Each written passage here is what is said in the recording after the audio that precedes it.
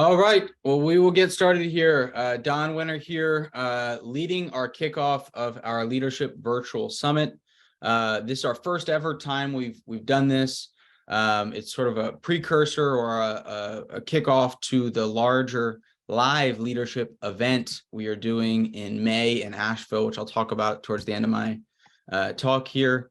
A number of the speakers who you'll be hearing from today will be joining us live in Asheville to spend time sharing their wisdom and getting to know a lot of you and providing direct insights and perspectives and joining us throughout the event, which is pretty exciting.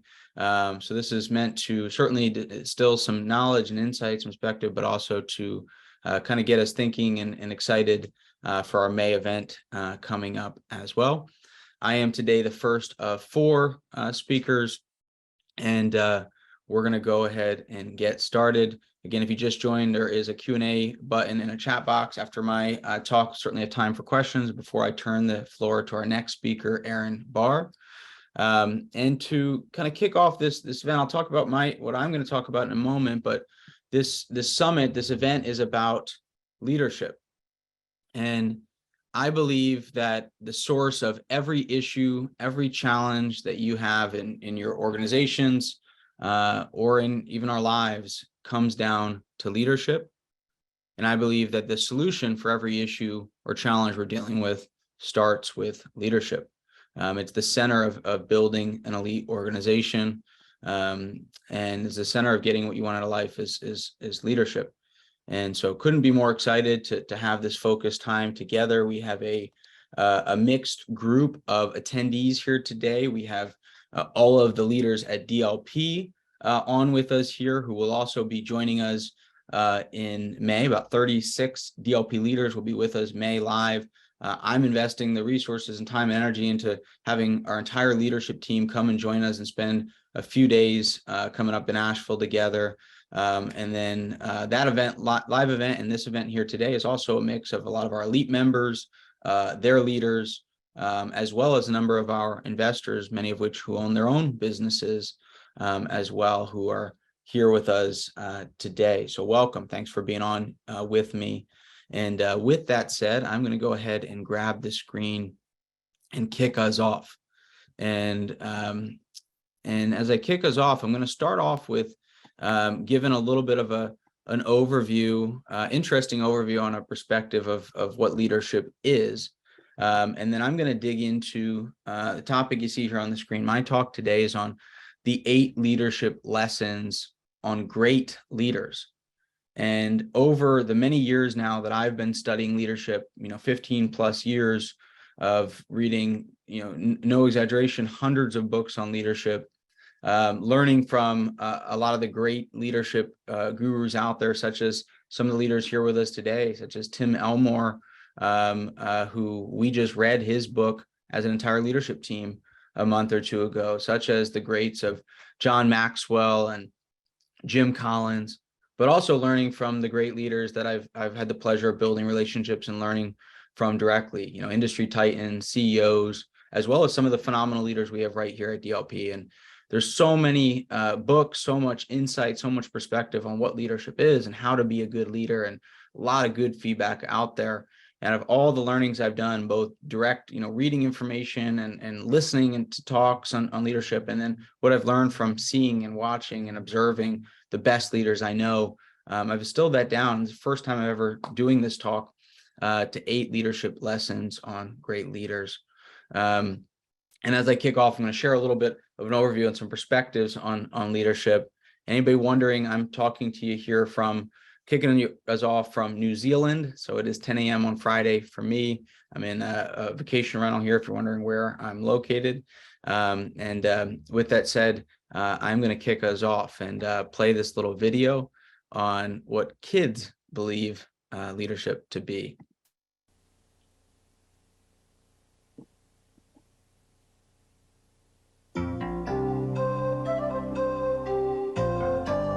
I think to be a good leader, you have to be responsible and try to lead the group well. Well, I think a leader has to have an open mind, always has to be able to absorb new ideas. I think of a person who knows what he's doing. Or she. Or she.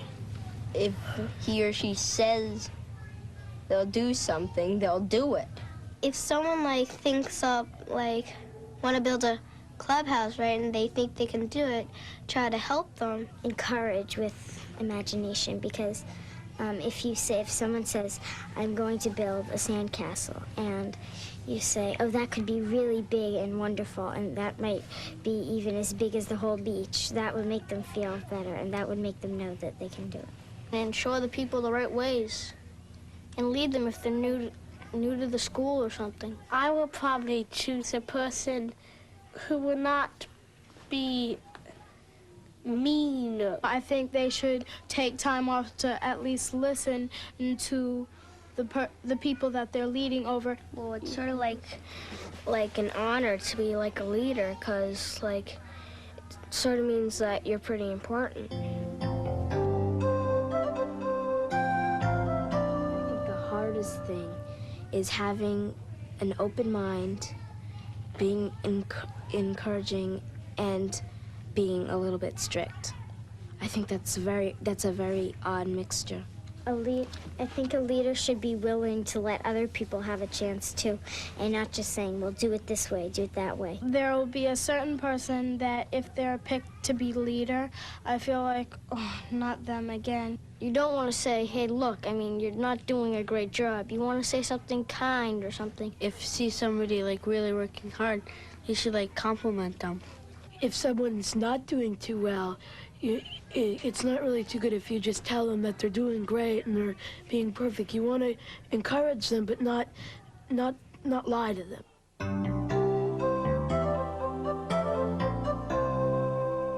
Be respecting. Be truthful. Be patient. If somebody makes a mistake and it's like, okay, all right, that's just one mistake. I mean, everybody makes mistakes. Just go on. You can do it. If they have really good behavior, you could give them a raised salary or something like that. You need to keep it very good so that it'll be all very easy. I think when people help other people, I think they get a little good feeling inside.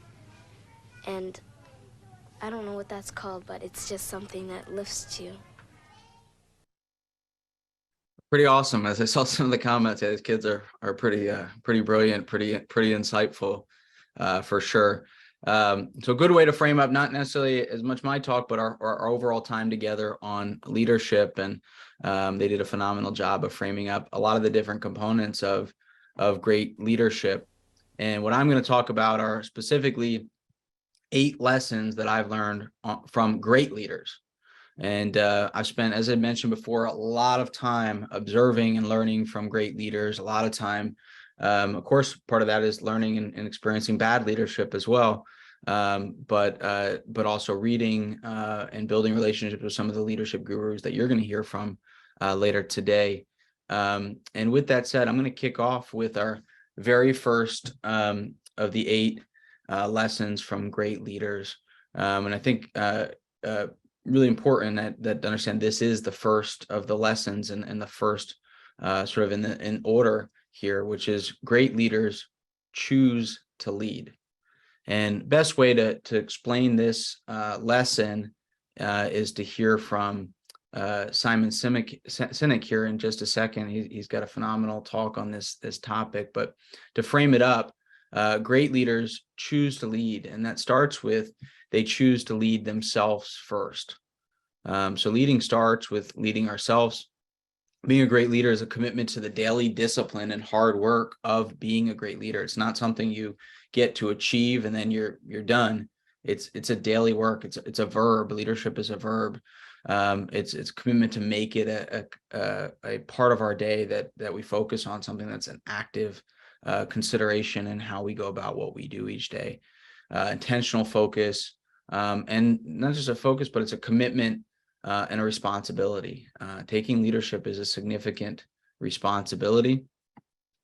As a leader, must be willing to take the blame when something goes wrong, must be willing to take risks. In many cases, it forces us to have to step out of our comfort zone. And a great way to frame this up is Simon's TED Talk from a few years back, which I'm going to go ahead and play now. Leadership is a choice. It is not a rank. I know many people at the senior-most levels of organizations who are absolutely not leaders. They are authorities, and we do what they say because they have authority over us, but we would not follow them. And I know many people who are at the bottoms of organizations who have no authority, and they are absolutely leaders. And this is because they have chosen to look after the person to the left of them, and they have chosen to look after the person to the right of them. This is what a leader is. I heard a story of some Marines who were out in theater, and as is the Marine custom, the officer ate last, and he let his men eat first. And when they were done, there was no food left for him. And when they went back out in the field, his men brought him some of their food so that he may eat. Because that's what happens. We call them leaders because they go first. We call them leaders because they take the risk before anybody else does. We call them leaders because they will choose to sacrifice so that their people may be safe and protected, and so their people may gain. And when we do, the natural response is that our people will sacrifice for us. They will give us their blood and sweat and tears to see that their leader's vision comes to life. And when we ask them, why would you do that? Why would you give your blood and sweat and tears for that person? They all say the same thing. Because they would have done it for me. And isn't that the organization we would all like to work in? Thank you very much. Thank you. Thank you. And as Andrew put in the chat box, that's Simon wrote a great book on that called Leaders Eat Last, and it's a phenomenal book. But leadership is a choice. That's the first lesson, and a really critical starting point here to these 8 lessons. All right, second lesson here that I've learned over again many years of studying great leaders. The things that differentiate them from people who, as Simon said, might be authorities but not leaders, or even just separates them from good or average leaders is really what we're talking about, is that great leaders make hard decisions that solve problems. Great quote here by who I think is the godfather of leadership, the best expert on leadership, and wrote my favorite leadership book of all time, The 5 Levels of Leadership, which we'll touch on a little bit later. Leadership is taking responsibility while others are making excuses. Another great quote here by Robin Sharma: victims recite problems and leaders present solutions. And finally, by Gino Wickman, author of Traction: the only reason you have a problem is that you haven't made a decision. And I love that quote. And Gino did a good little short book called Decisive, and around this concept, and around a concept and a tool we use at DLP called IDS, part of the Elite Execution System: identify, discuss, and solve. And I believe this strongly, that you have an issue or a problem because nobody's yet made a decision. And that's why this is one of the lessons of great leaders, is that they make decisions. Sometimes they're not decisions that are liked by everybody. Sometimes they're not easy to execute or implement. Sometimes they create more challenges and difficulties, more work. But it's a critical characteristic of great leaders, is the ability to make decisions that solve problems. John Maxwell defines leadership as leadership is influence. It's the simplest and very simple but profound definition of leadership. At DLP, we took John's definition, and a few years back we went and built out our own definition of leadership, of what it is here at DLP. And we defined leadership as leadership is defined by results. Leadership is the capacity to influence others through inspiration and passion, generated by a vision, ignited by a purpose, and produced by conviction. And that conviction there at the end is a big part of what we're talking about here. Making a decision, having a opinion, having a decisive next step, and making a decision, again, even when it's not popular, even if it's not easy, even if it's going to cause more work. Great leaders make hard decisions that solve problems. The number one job, so we defined at DLP both what leadership is and what is the job of a leader. And we defined the job of a leader is to make things easier. And great leaders do this by taking control, making hard decisions, and removing the pressure then from everyone else. They do this by solving problems, not just solving problems, but being able to really do what we learned here at DLP in a great book called The Oz Principle: see it, own it, solve it, and do it.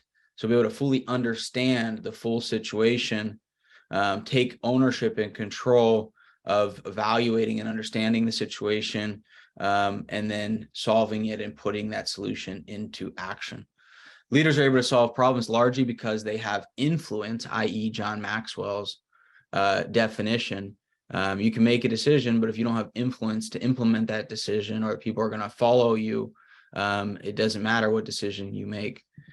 People want to and are eager to follow the direction and trust the decision-making of great leaders. Number 3, great leaders are always learning.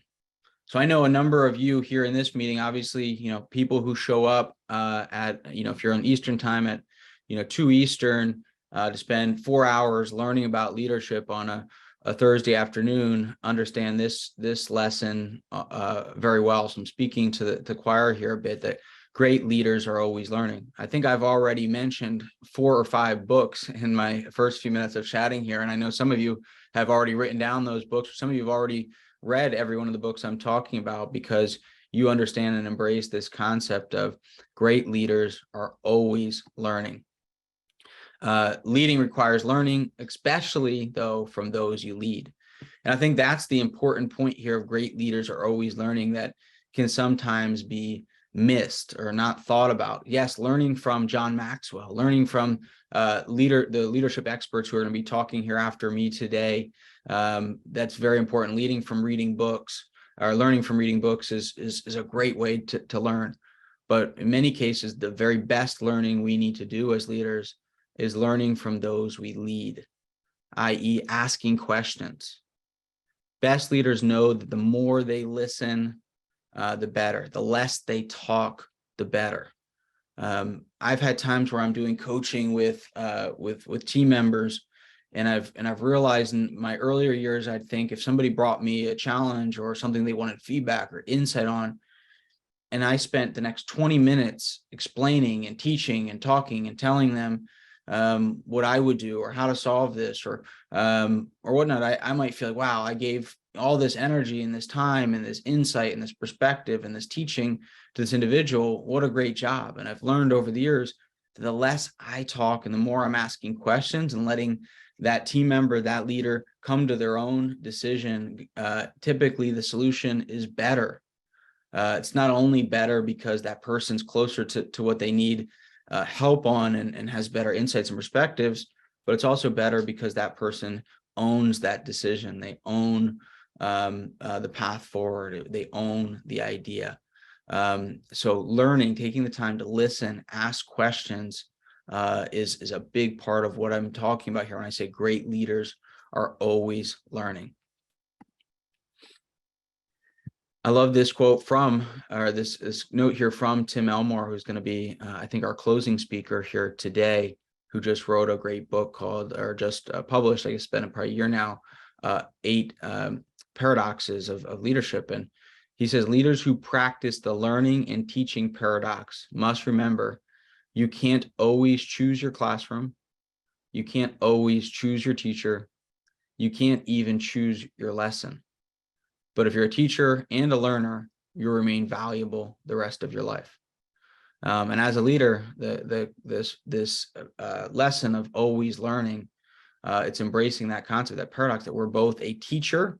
We have to be out teaching and coaching and giving insights while we're asking questions, while we're learning. And again, I love that quote. You can't even choose your lesson. A lot of times we're going to learn things today or this week that we weren't necessarily looking to learn, right? It's not like you went out and picked up the book on this specific topic. Some of the best lessons we learn happen in real time and happen sort of unexpectedly as opportunities evolve. All right, we're midway here. Number 4 of the 8 lessons from great leaders. This is one that those of you at DLP may be tired of hearing me talk about in terms of, I haven't framed it in this context of great leaders, but prepared to win. And quote I've been saying at DLP for about 2 years now is my go-to quote is, many have the will to win and few have the will to prepare to win. And great leaders are prepared to win. I do not know a single great leader who is not prepared to win. And what prepared to win means is they show up organized and ready. They understand that their greatest resource is that of time. They didn't allow people to waste time. They do not have meetings that aren't prepared, that there isn't a clear agenda, that they haven't thought through what they want to talk about and what they want the outcome to be. They haven't skipped the hard work of thinking. I see many cases in weaker leaders where they bring issues forward to a bigger team and allow it to turn into a complaint session or just talk through aimlessly, what the symptoms of a problem are, when what was needed was somebody doing the hard work, which is in many cases the hardest thing any of us need to do each day or each week, the hard work of thinking about evaluating the situation and thinking it through ourselves, really understanding the situation, asking questions per the last lesson, and thinking through the issue, taking time to slow down, step out of the situation, review it, and prepare what is the next step. This quote by John Maxwell, time management is an oxymoron. Time is beyond our control, and the clock keeps ticking regardless of how we lead our lives. Priority management is the answer to maximizing the time we have. And great leaders who understand this principle understand the importance of taking the time to prepare. Not saying I have a meeting I'm leading in 3 hours, so now I'm going to prepare that content or prepare that agenda or think about what I'm going to talk about. But in advance, saying, all right, we have a meeting coming up. I'm leading this training coming up. What are the topics I'm going to talk about? Taking time to really be prepared to have an effective use of everybody involved's time. When people show up to a great leaders meeting or conversation and know that it's going to be organized, it's going to have direction, that you're going to leave that meeting with a decision made, that's prepared to win. That's what separates great leaders, that hard work of preparation, that hard work of thinking. I love this quote here. This is the quote I mentioned a moment ago. I've seen it attributed now to a few people, but here it's attributed to the great coach, Bobby Knight. Most have the will to win. Few have the will to prepare to win. That's the hard work, right? Being in the whirlwind all day is easy, right? Because we're doing the things we know how to do. We're in our world of solving the types of problems, working through things where we're capable of taking the time to step back and prepare. I always love the quote of, the urgent is rarely important and the important is rarely urgent. The urgent is easy to work on because it acts upon you. It comes at you. You don't need to do anything for the phone calls to come in, the emails to come in, the meetings to be on your schedule, right? You have to take action on the big priorities. You have to proactively move them forward. That's what prepared to win is all about. One of the things I've learned over the years is what I call, that's been really powerful for me, is what I call the power of 15 minutes. What I found is no matter how big of a project is or a priority or an issue that I'm dealing with is, very often I've fallen in many times over the years, and I think many of us fall into the trap of when we have something really, really big that we procrastinate it. We procrastinate working on it and focusing on it, and it can sit and not get touched or move forward for days, weeks, or sometimes even months, because we don't think we have the time necessary to work on it. We think, oh man, this is really big. I need a few hours to be able to really work on this, and I just can't find a few hours. And so we push it out and we say, all right, well, on Friday, I'm going to carve out these 4 hours to work on this big priority. And then Friday gets filled up with the urgent, right?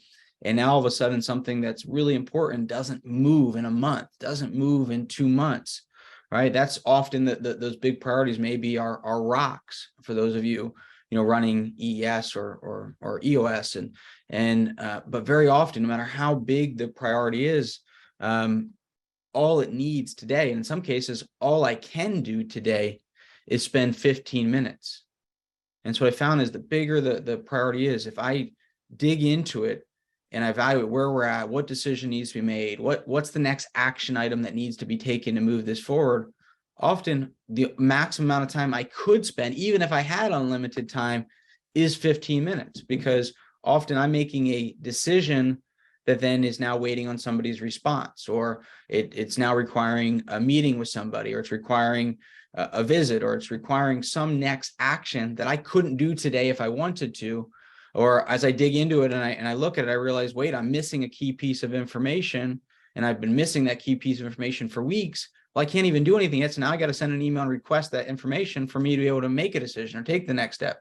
But if I didn't open the file or look at the email or dig into it, I wouldn't have even realized that. Now I finally have that Friday where I set aside 4 hours to work on it, and I realized, wait, I don't have the information I need. And if I would have spent 15 minutes taking a look and figuring out what can I do next, what's the next action item, I would have been able to move this forward. And so I've found, around that concept, most of us have heard, eat the frog, right? Or the concept of, how do you eat an elephant? One bite at a time.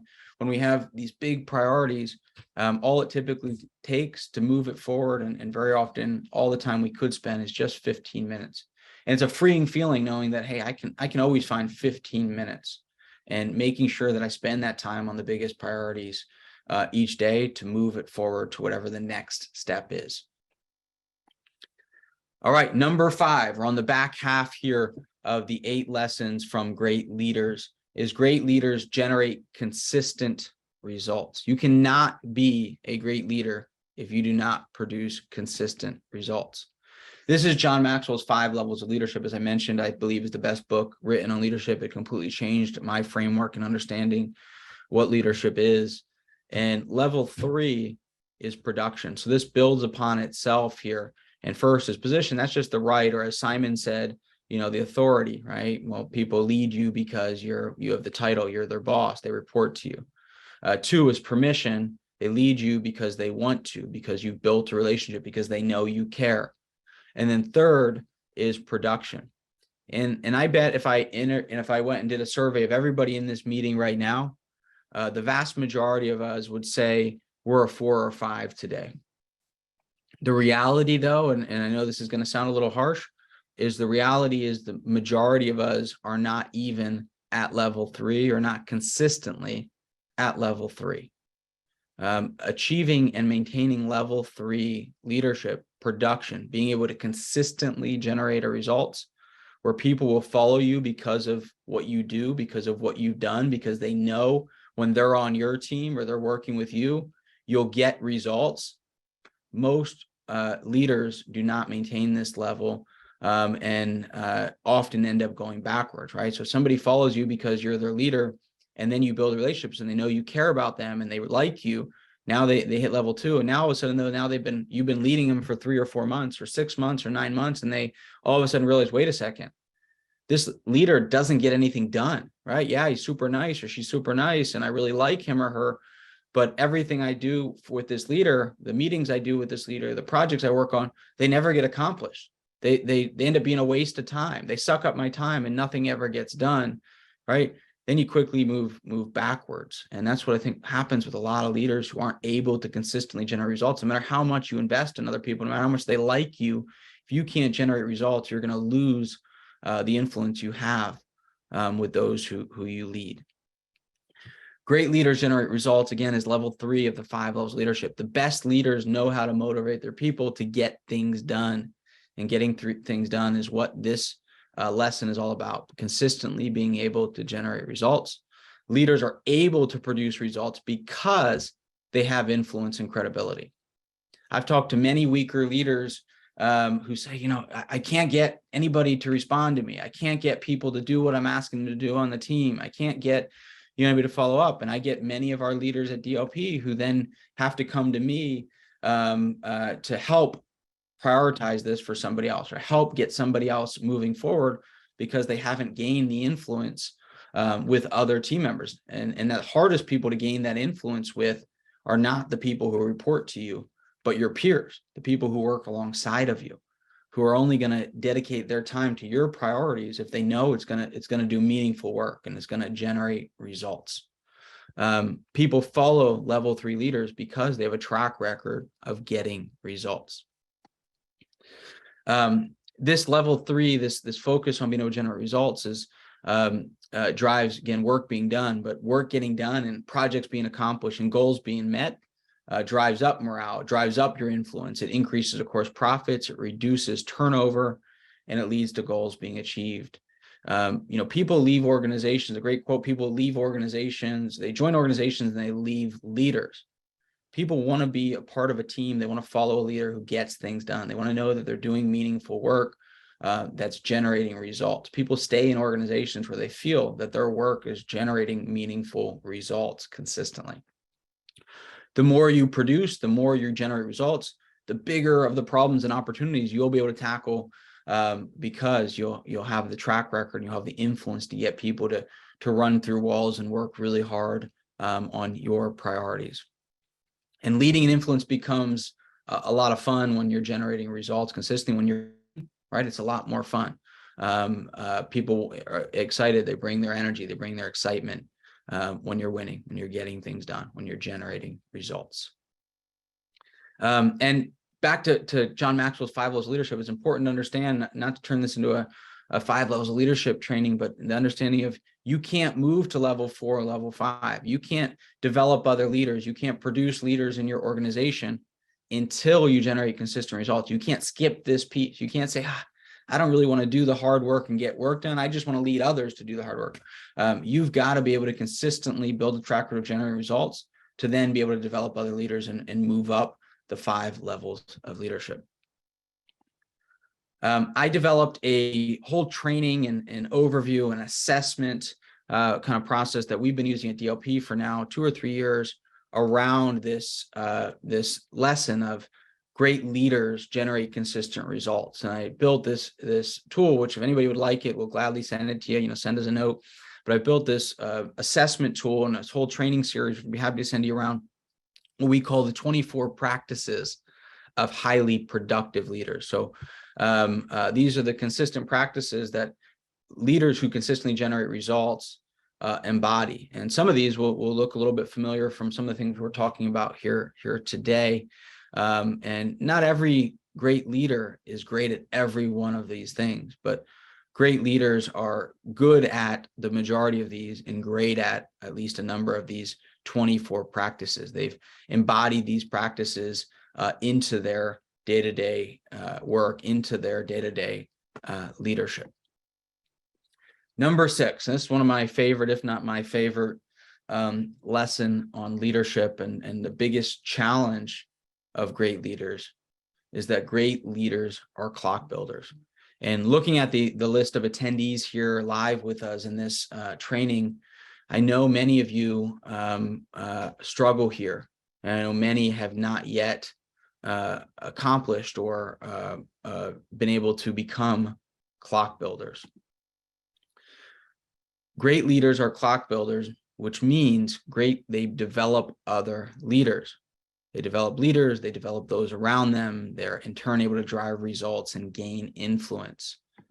What we mean about clock builders, if you've never heard that term before, of a clock builder, is the difference of a clock builder and a time teller.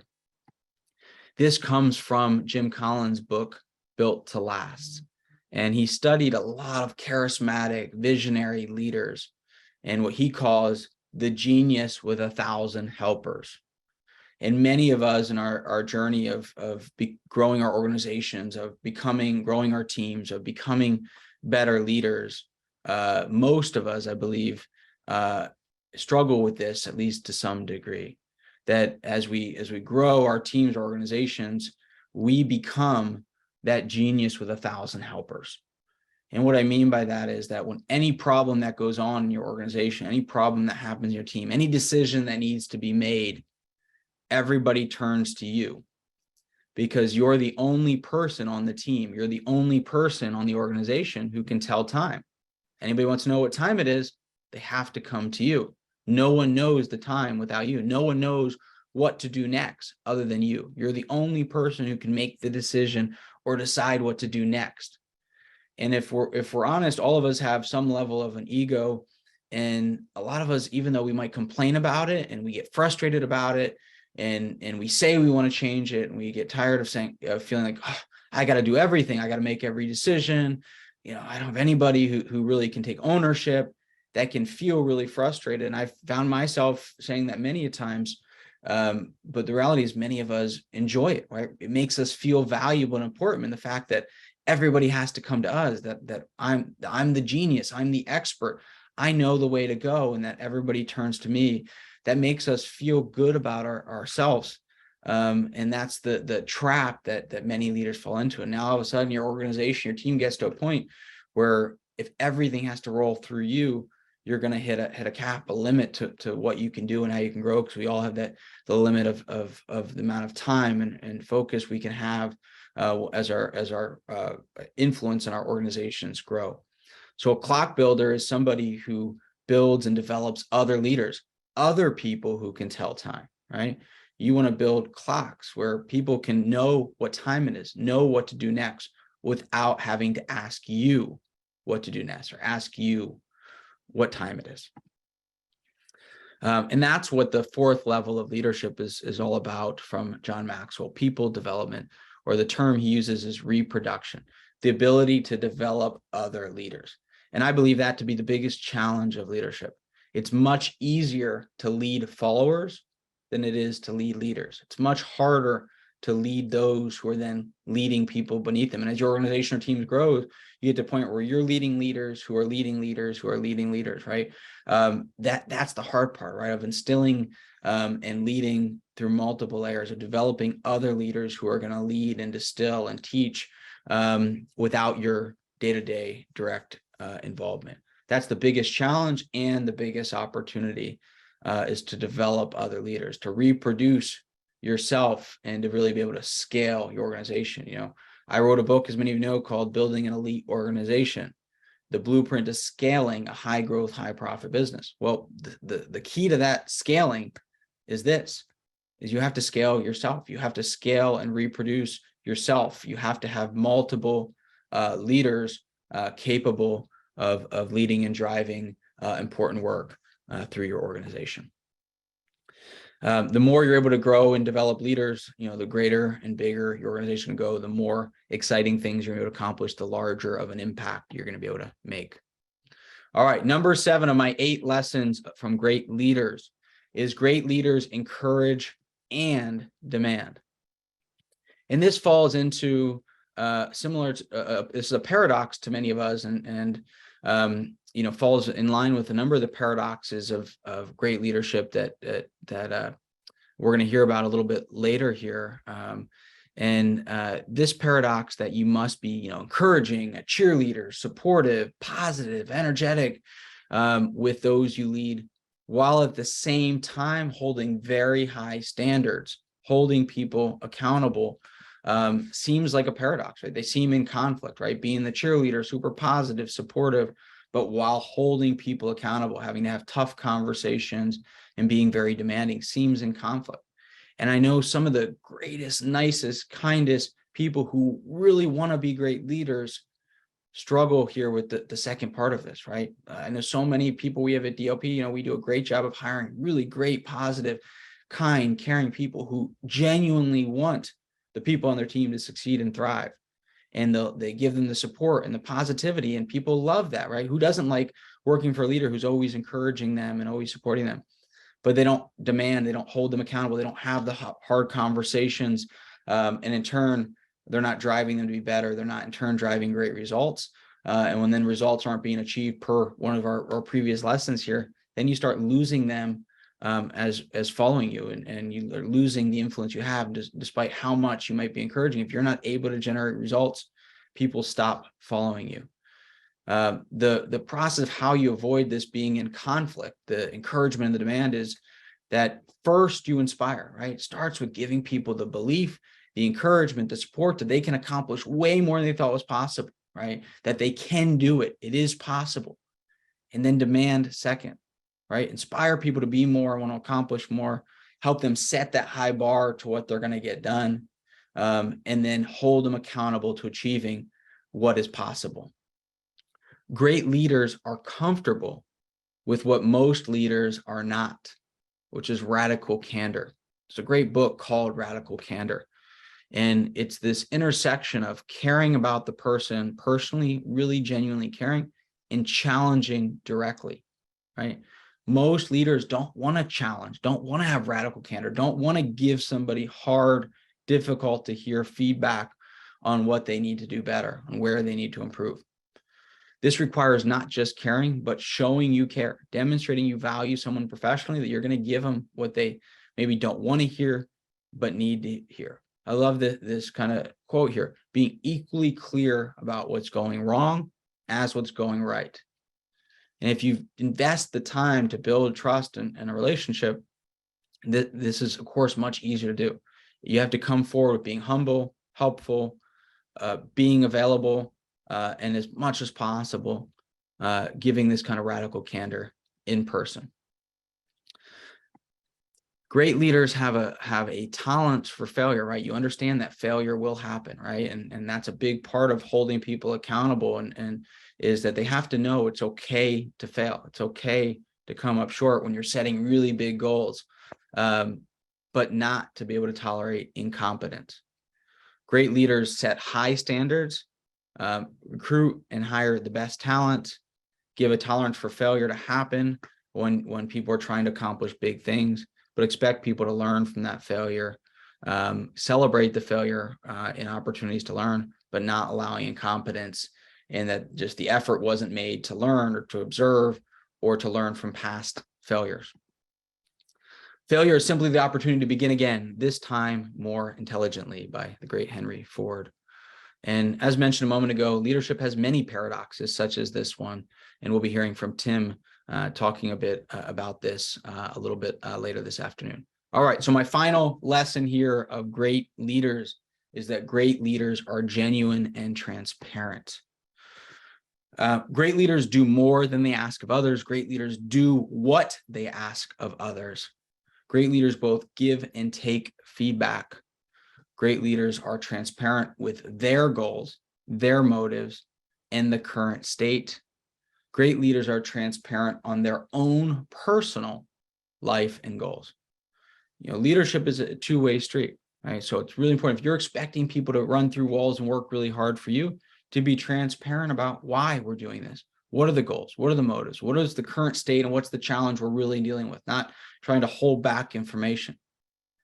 Great leaders are not only clear and genuine and transparent about what's going on in the organization, but they're genuine and transparent about themselves, right? If you want your people to open up and trust you and share what's going on in their lives, which you should want, you need to do the same and be transparent about what's going on in your life. It's a two-way street. Hence why great leaders both give feedback and take feedback. They're not afraid to take feedback from those they lead on how they need to improve or what they need to do better. And the note there of great leaders do what they ask of others is a big one. The most common thing that I've heard from a number of you in this meeting today who've gone down the journey of implementing the elite execution system, of becoming part of our elite membership, is they say, you know, I struggle to get buy-in from my team. I'm struggling to get people, you know, to do this. I'm struggling to get people to do rocks. I'm struggling to get people, you know, to follow through with this operating system. And almost always, when leaders struggle to get people to do what they're asking them to do, to go and now start doing rocks, as an example, the top leader of that organization, the CEO, the founder, isn't doing what they're asking everybody else to do. You have to do what you're asking others to do. If you're genuinely, transparently doing what you're asking others to do, and people know you and trust you, are much more likely to follow through. If they understand why you're asking them to do what you're asking them to do, they're going to be much more motivated to comply and to assist. In order to be transparent and open, here, you have to take some courage. Some of us don't like to open up, don't like to share what's going on. It requires a level of vulnerability. It requires a level of vulnerability to talk about performance issues, talk about what's not going well, to experiment with a new approach. I love the quote, I think comes from Brene Brown, of the last 10% of communication. Great leaders have the courage to have the last 10%, right? Sometimes you might give feedback to somebody, but you don't say the last 10%, the part they really need to hear. That's hard to hear and hard to say, but by not saying it, you're not being genuine, you're not being transparent, and you're ultimately holding that person back. Them hearing this tough thing they don't want to hear in that moment is really powerful and one of the key components of great leadership. Any questions, whether it's on something I went over or just in general around leadership?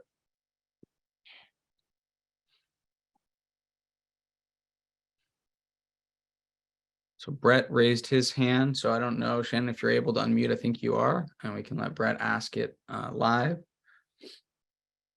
I see a couple hands up.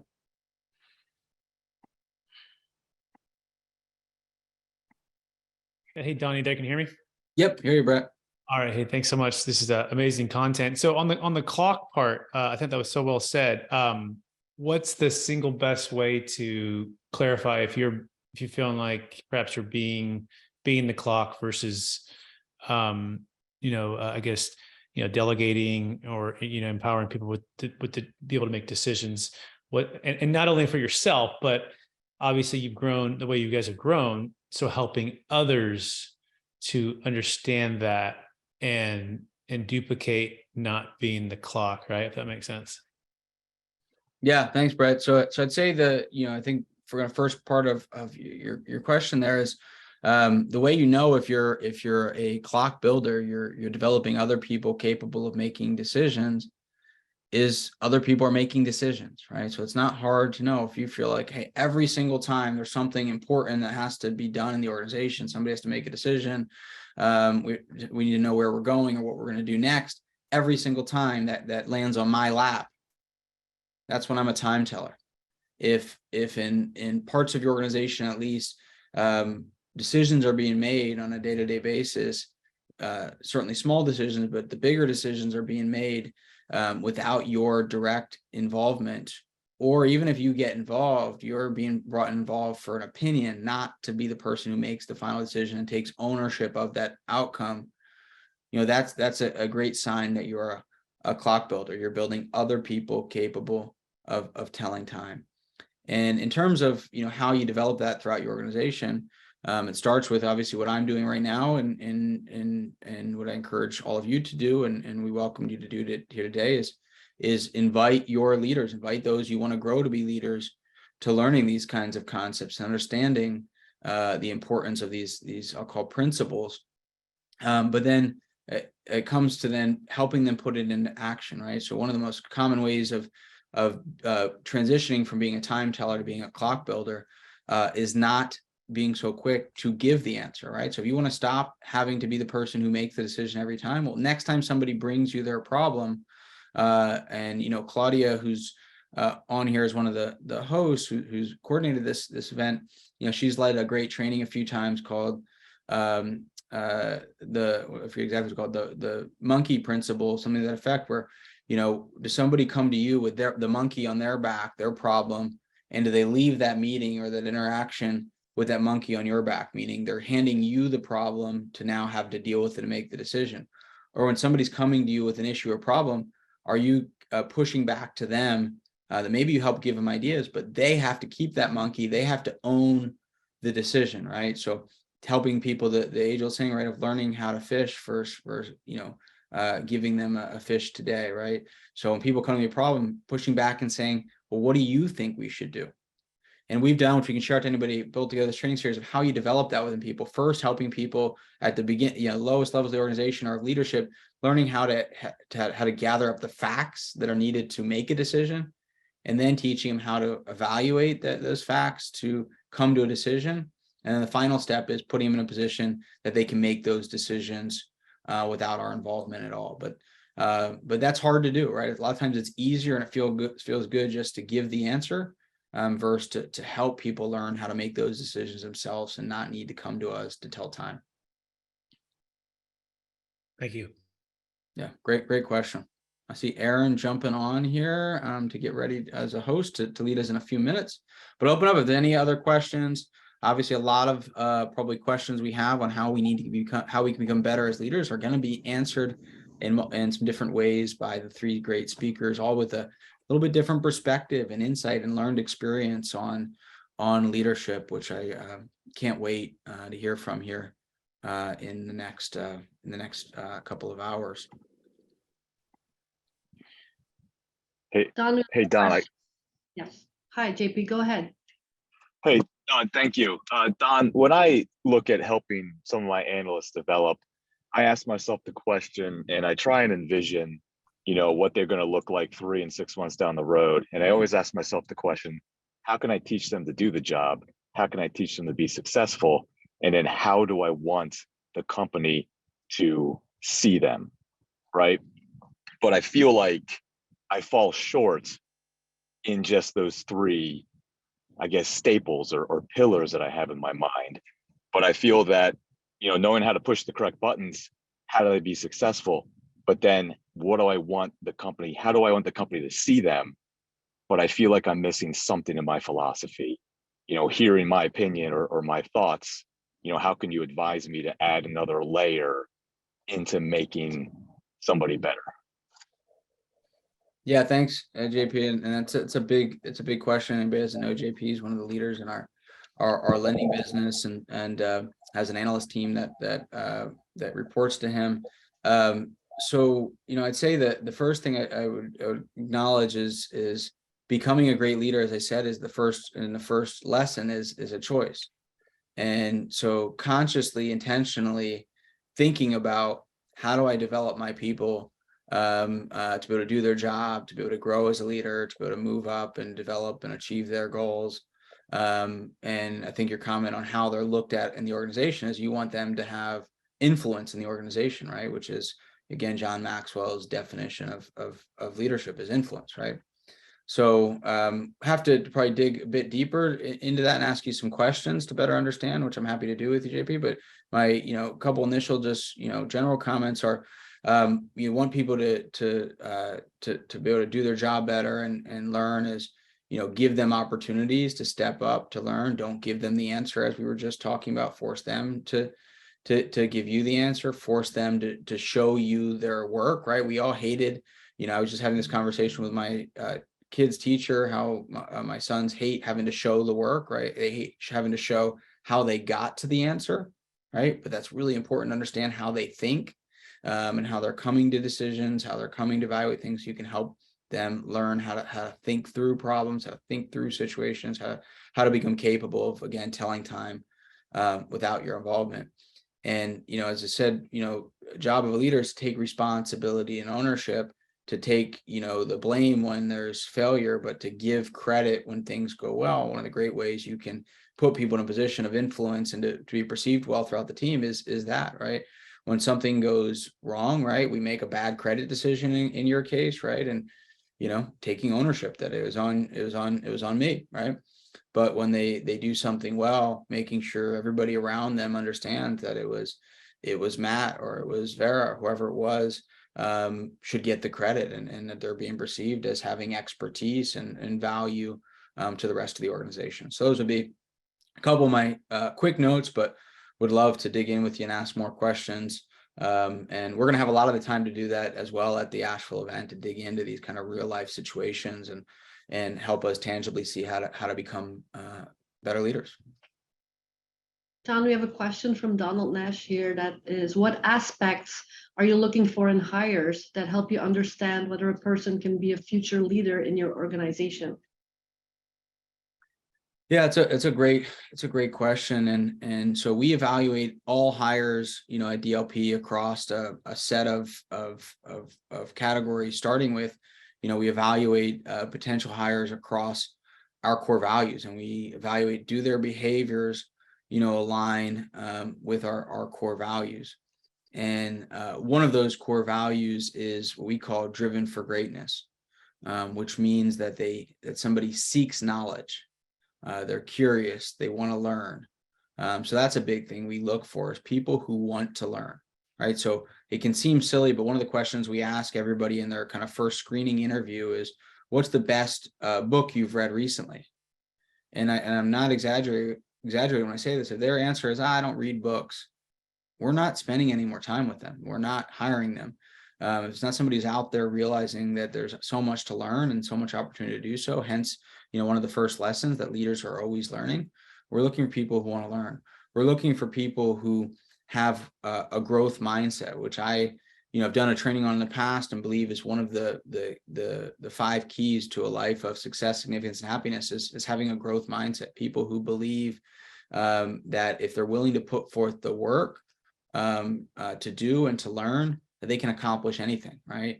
Understanding that just because they don't have knowledge or experience something today doesn't mean they can't tomorrow if they're willing to do the work. So those are a couple of the specific areas that we really evaluate people on through how we ask questions and how we evaluate them, the behavioral assessments we have them do to evaluate if there's somebody who's going to learn and want to grow and want to improve and get better. Okay, Don, last question here from Lewis. He says, when buying a business, how do you build culture or build off of the current culture, especially for someone new who has, and then the question went away. Wait, 1 second. The end of his question is, especially for someone new who has 0 experience in business. Yeah, so it's a great question. It's hard work, to build culture in an organization. So if you're buying an existing company, every company, whether they intentionally work on it or not, every company has a culture, right? Might not be a particularly good one, or it might not have been intentionally crafted, but everybody has a culture. So if you buy a business that already has a culture in place, that's certainly going to be harder to change, but than if you're building it from scratch, but depending on where your starting point is. So if you think the culture you're coming into is not the culture you want in your organization, that change management, that shift of culture takes a lot of intentional work, time, consistently reinforcing the same values, the same messages, the same beliefs. And I've experienced and seen many leaders who decide, hey, I don't have the culture I want in my organization. I'm going to take an active approach to develop the right culture. And that requires significant change, and often and typically requires some change of people, right? Not everybody's going to buy into a different culture. Not everybody's going to buy into a different set of values and a different way we go about things, right? Most common situation is I see organizations that have lack of structure and discipline and organization. And all of a sudden you say, hey, I read Building Elite Organization. I want to put in this disciplined, organized business. And now I'm going to build that kind of culture. Not everybody's going to like that. But my experience is the people who don't like discipline and structure and accountability are the people who don't consistently generate results, because they like being able to hide in the chaos. The best people, the people who consistently generate results per one of these values, they want discipline, they want accountability, they want people to see what they're doing and receive acknowledgement and credit for the great work they're accomplishing. They want their colleagues to be organized and disciplined and prepared to win. So there'll be a couple notes, but happy to dig deeper into that with you, Lewis, as well. And I know we're over time. I don't want to steal any time from Aaron because I can't wait to hear his talk. So I'm going to stop there. Happy to follow up with anybody afterwards, and looking forward to seeing you guys hopefully in Asheville. And with that said, Aaron.